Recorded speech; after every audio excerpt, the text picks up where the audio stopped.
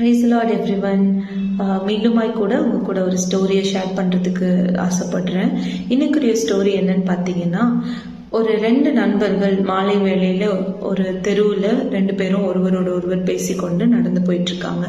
இப்போ நடந்து போயிட்டு இருக்கும் போது ஒருத்தன் மற்றவனை பார்த்து சொன்னா, ஆஹா, இந்த வானத்தை பார்த்தியா, இது எவ்வளோ பெருசா இருக்கு, இந்த அளவுக்கு ஒரு பெரிய இடமும் புல்வெளியும் எனக்கு இருந்தா எவ்வளோ நல்லா இருக்கும் அப்படின்னு சொல்லி இந்த நண்பர் இன்னொரு நண்பனை பார்த்து கேட்குறானா.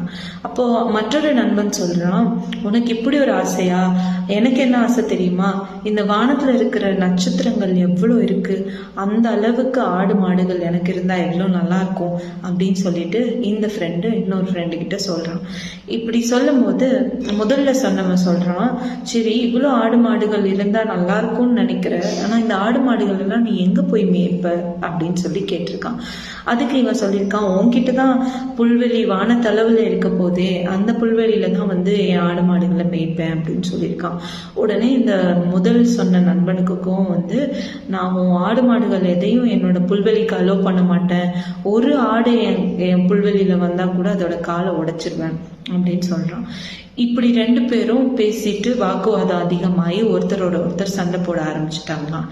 இதுல இருந்து என்ன புரியுது நண்பர்களே, உங்க 2 பேர்கிட்டையும் ஆக்சுவலா வானமும் இல்லை, வானத்தளவுக்கு புல்வெளியும் இல்லை, நட்சத்திரங்கள் அளவுக்கு ஆடு மாடுகளும் இல்லை. இல்லாத ஒரு விஷயத்துக்காக 2 பேரும் வீணா சண்டை போட்டுட்டு இருக்காங்க. இதுதான் பிலிப்பியர் 2வது அதிகாரம் 3வது வசனத்துல அழகா சொல்லப்பட்டிருக்கிறது.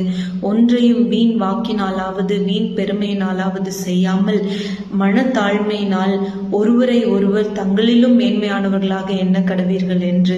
எனக்கு அன்பானவர்களே, நீங்களும் நானும் இதே மாதிரி வீண் வாக்குவாதங்களுக்கும் வீண் பெருமைக்கும் இடம் கொடாமல் நம்மளை ஒருத்தர் மனத்தாழ்மையினால மேன்மையானவர்களாக எண்ணுவோம், ஆசீர்வாதத்தை பெறுவோம், எப்பொழுதும் இயேசுவை பிரதிபலிக்கிறவர்களாக இருப்போம்.